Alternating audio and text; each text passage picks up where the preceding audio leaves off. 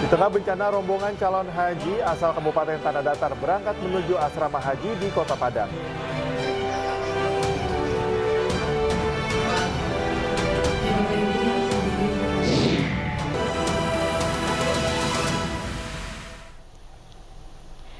Masih di Anyus Pagi, pemirsa, bersama saya Galuh Pandu dan Cikal Multazam. Pemirsa, demikian tadi adalah berita pilihan dalam Anyus Pagi hari ini dan kita beralih ke informasi berikutnya. Krisis multidimensi dinilai sebagai biang keladi rusaknya manajemen air baik dalam konteks global maupun di Indonesia. Hal itu diungkapkan Badan Pembangunan PBB UNDP terkait KTT Water World Forum 2024.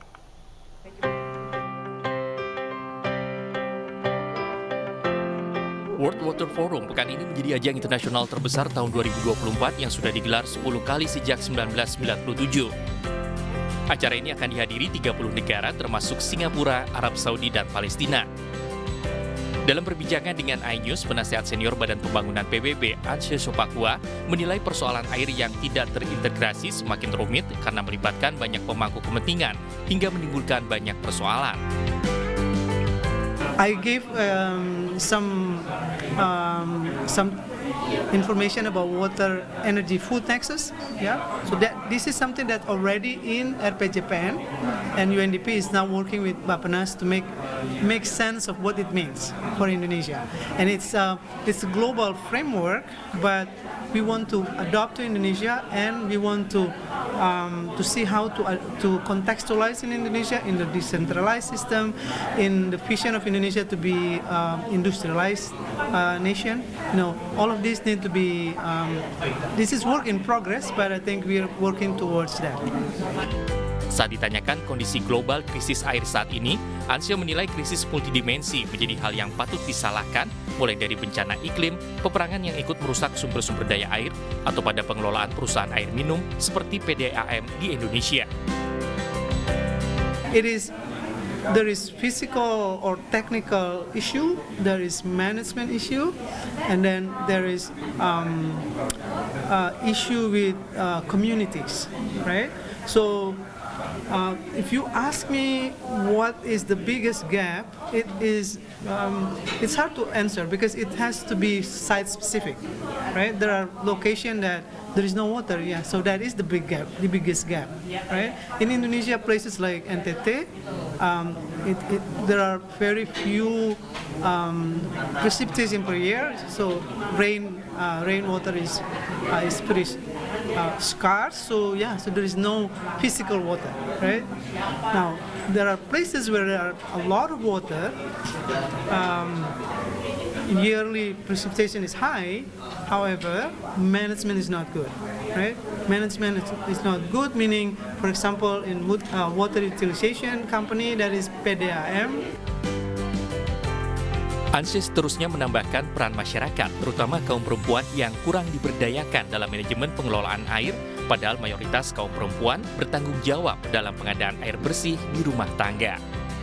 Dari Jakarta, Bella Sarita, Rizky Solehudin, iNews melaporkan.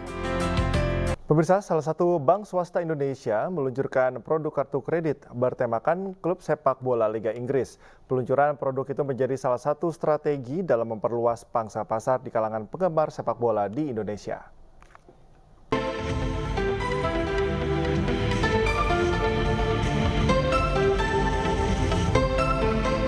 PT Bank Maybank Indonesia kembali meluncurkan kartu kredit co-branded terbaru Manchester United di Plenary Hall, Jakarta Convention Center, Jakarta Pusat. Dalam acara peluncuran ini, turut hadir pemain legendaris Manchester United, Ryan Giggs, yang disambut antusias oleh ratusan penggemar. Presiden Direktur Maybank Indonesia, Stefano Ridwan, mengungkapkan peluncuran Maybank kartu kredit MU menjadi strategi bank untuk memperluas calon nasabah di kalangan penggemar sepak bola di tanah air.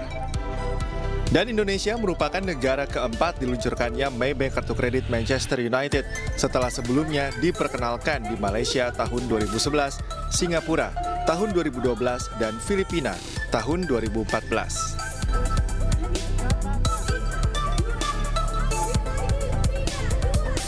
dan survei sudah membuktikan bahwa penggemar sepak bola Indonesia ini adalah salah satu yang terbesar di dunia.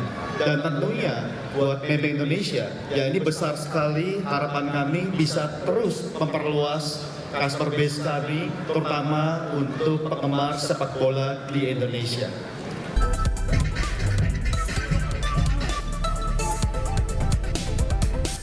Kehadiran kartu kredit ini diharapkan dapat memperluas produk Maybank yang berkomitmen menyediakan solusi relevan dan terlengkap untuk kebutuhan perbankan masyarakat. Dari Jakarta, Dilami Aulia, Ari Setiawan, iNews melaporkan. Pengguna motor besar mengikuti ajang bertajuk Drag Race of National Event. Balapan itu diikuti oleh sejumlah klub motor dari berbagai daerah di Indonesia.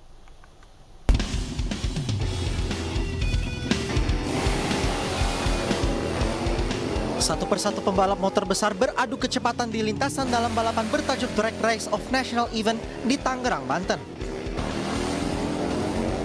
Ajang yang memasuki tahun kedua ini diikuti oleh ratusan pembalap dari berbagai klub motor se-Indonesia. Para pembalap bisa memilih jarak lintasan mulai dari 201 meter hingga yang terjauh 402 meter dengan total panjang sirkuit 900 meter. Selain menggelar drag race, balapan ini juga menjadi ajang silaturahmi antar pengguna motor besar. Tujuannya hanya satu, selain solidaritas, kita juga memberikan satu sportivitas dan rasa kebersamaan sesama pemakai motor besar. Inilah tempat mereka berkumpul, berinteraksi, bukan hanya menyalurkan hobi, tapi disinilah tempat mereka untuk lebih mempererat tali pertemanan dan tali persaudaraan, supaya antar klub motor di Indonesia ini terjalin satu komunikasi yang baik dan persahabatan yang baik. Tidak hanya ajang drag race saja, peserta juga dapat menguji ketangkasan dan keterampilan dalam berkendara yang bertajuk rodeo. Dari Tangerang, Banten, Nunung Purnomo, iNews melaporkan. Pemirsa, membangun jiwa kepemimpinan dan relasi antar sekolah, beragam perlombaan olahraga dan pentas seni mulai dari tingkat taman kanak-kanak hingga SMA se-Jabodetabek digelar di Jakarta. Bertajuk BEM Smart 22 Wizard of OS, beragam kegiatan positif diadakan di Sekolah Menengah Atas Bakti Mulia 400 Jakarta Selatan. Beragam kegiatan positif yang digelar mulai dari pentas seni, lomba olahraga seperti futsal dan basket hingga lomba mewarnai bagi tingkat taman kanak-kanak. Selain untuk membangun relasi antar sekolah, kegiatan yang digelar setiap tahun ini bertujuan untuk membangun jiwa kepemimpinan dari para siswa. Dari lomba mewarnai untuk TK, fashion show untuk TK SD, terus ada band untuk SMP SMA, Ratu Jaro untuk SMA, ada basket futsal untuk SMA. Car Free Day di kawasan Tamrin pagi ini akan berlangsung meriah dalam rangka ulang tahun Jakarta. iNews Pagi akan segera kembali dengan informasinya usai jeda.